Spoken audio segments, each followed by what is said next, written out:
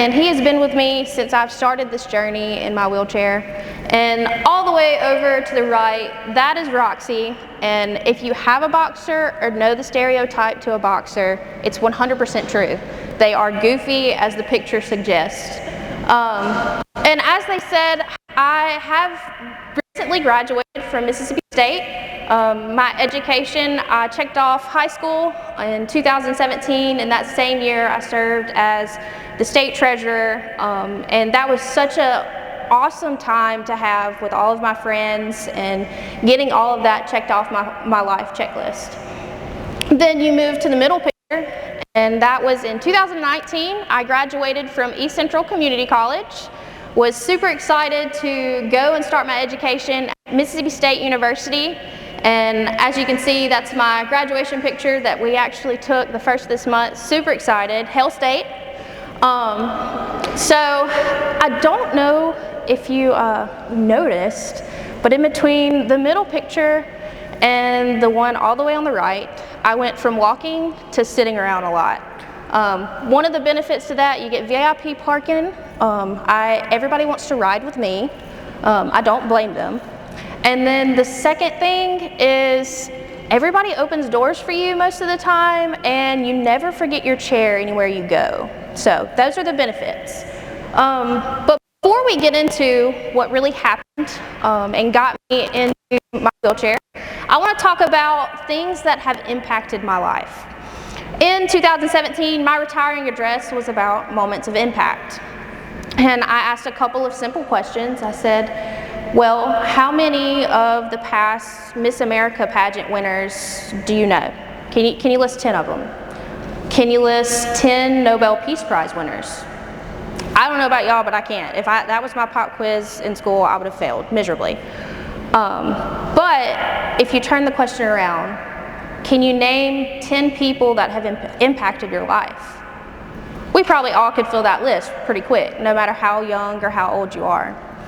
So with that, I talked about people and things that have impacted my life. And if you'll notice, this is not a person that impacted my life, but this is the very first pony I ever had.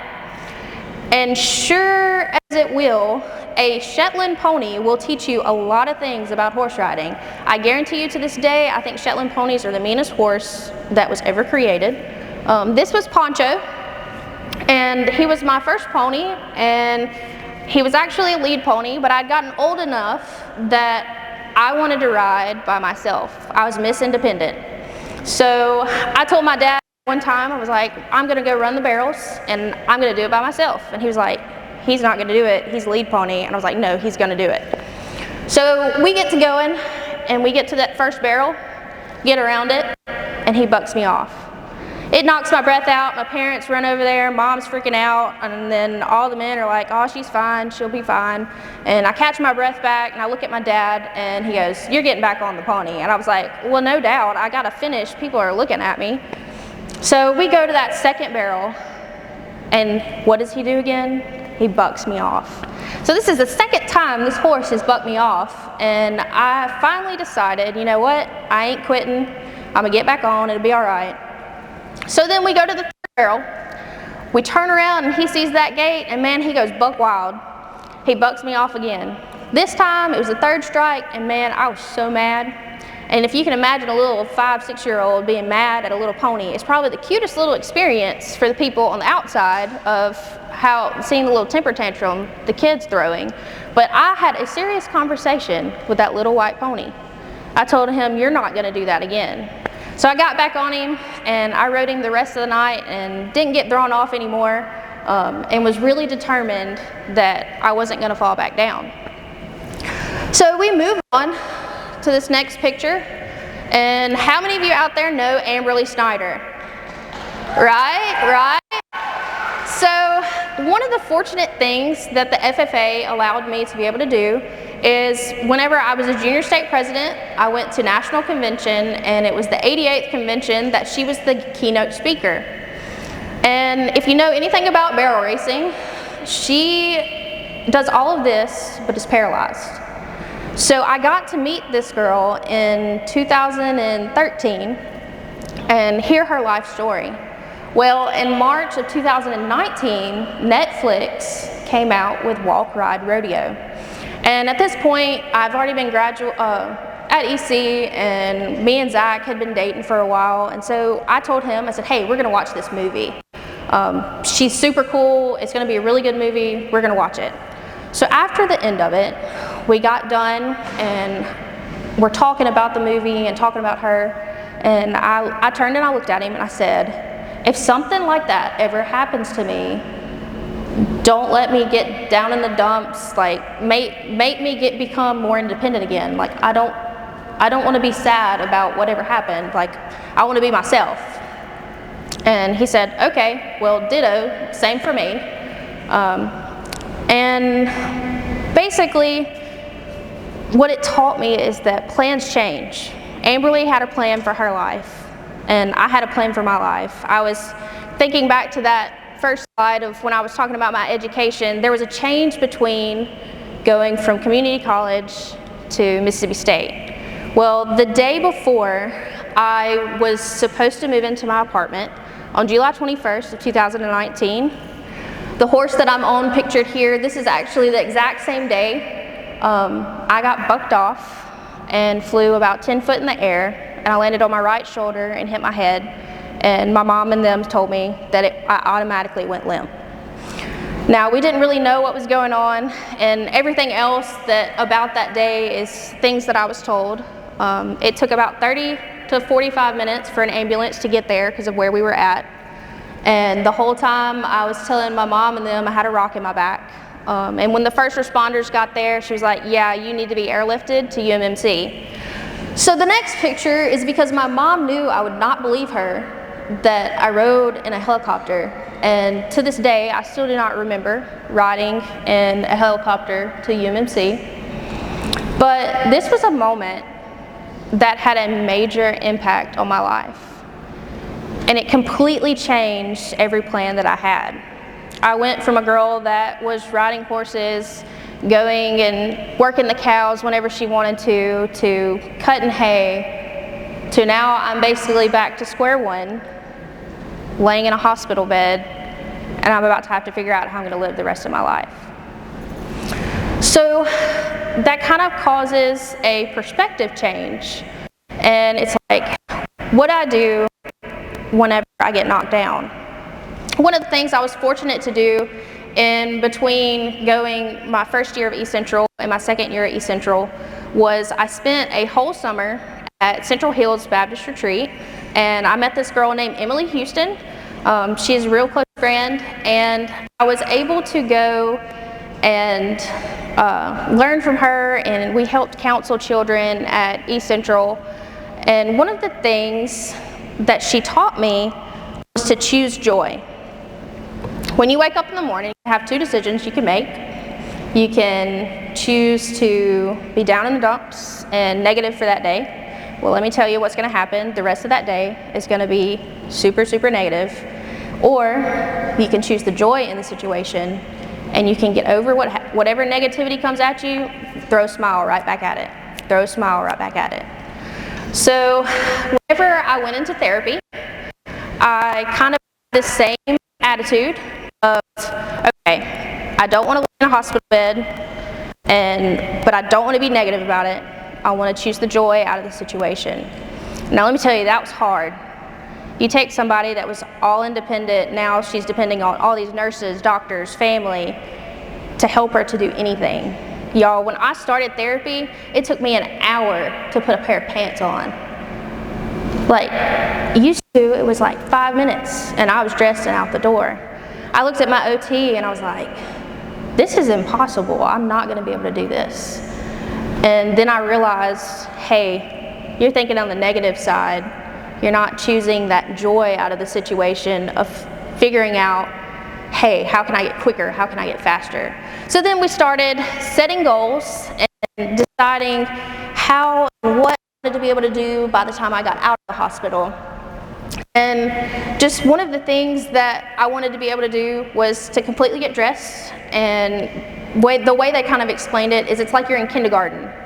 And then once you get out of the hospital, then it turns into middle school. Well, then you get to your next one and it's like you're in high school again. And so I finally got all of that done. We got all of the goals checked off for elementary school or kindergarten, and I moved on to my next facility that I went to. It was called Outpatient on Flowood, and there I met my new therapist, and they're like, all right, what are your goals? I said, well, I've gotten to where I can get dressed in 5 minutes and beat everybody else, so now I kind of want to get driving and do all that stuff again, where I can be independent and live on my own and go to Mississippi State. I still had that one check mark that I hadn't made. I wanted to get that bachelor's degree. So we ended up going and learning how to drive and getting all that checked off. But I kept thinking back to all of those moments that impacted my life, that gave me the drive to make it through those tough situations. And I'm not gonna lie, there were some times when it was hard, and you had to, one of the things Zach would do is we would play music and we would listen to just some encouraging music. But those moments of impact are what pushed me through all those difficulties that I had. And then I found this quote, and I can't say it any better.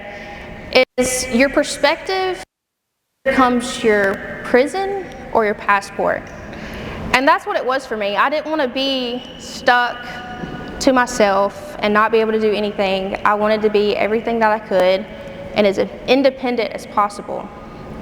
Now, I will admit, there are things I cannot do. I mean, I'm in a wheelchair. There's certain manhandling things that I used to do. I mean, I cannot do that it's not possible. So sometimes you have to understand you need a little help. So if we go to this next slide, I had been home probably maybe 3-4 weeks, and one of the things I would do is I would go pushing myself to get endurance for pushing in my wheelchair to get used to going to long distances. Well, I live on a hill, and my parents live on one side of the road and my brother's house is on the other side, and I would push myself down the rocky driveway and down the road. Well, one of the things I did while I was recuperating is I would keep a check on the cows and make sure cows were counted while my dad and them were at work. Well, if you know anything about cattle, there's always something to do, and they always find something that they're not supposed to do.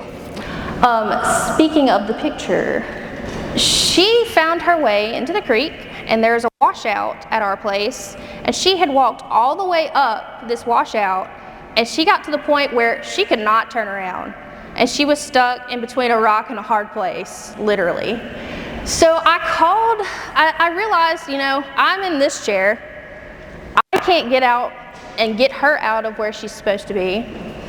And obviously everybody else is gone. So I call my aunt and I say, hey, I can't get a hold of anybody. I need you to make sure that she's actually stuck and she's just not hanging out in this hole. And she's like, no, she's actually stuck. And so I called my dad and I was like, hey, we got a cow stuck in a hole. You gotta come help get her out. And that was one thing that I could relate to. Sometimes when you get stuck, all you gotta do is ask for help. And me being independent, that was the hardest lesson that I learned going through therapy, was accepting help whenever it was offered. And one of the things that was quite funny and also embarrassing at the moment, my mom was pushing me down to a auction that we were going to, and we were in the middle of a pasture, so rough terrain and everything, and my mom dumps me right out of my wheelchair. We hadn't even been home like 2 months, and she dumps me out of my wheelchair. They said it's not if, but when, and that was the moment. Well, I turned around and looked at her, and I said, you're not pushing me anymore. But with the embarrassment, I learned, hey, it's okay to fall out of your chair and ask for some help getting back up. So if that's anything that I want y'all to get out of this, is when you get knocked down, back up. It doesn't matter how much your life throws at you or who throws at you. I want you to know that you can get back up, dust yourself off, and keep going. And don't let your perspective be your prison. Let it be a passport into what can I do next? How can I do this? And let it make you more independent. It's been such a pleasure to be back here with y'all, and if you have any questions, I mean, I'm an open book, man. So I hope y'all have a great rest of the convention, and go Mississippi FFA.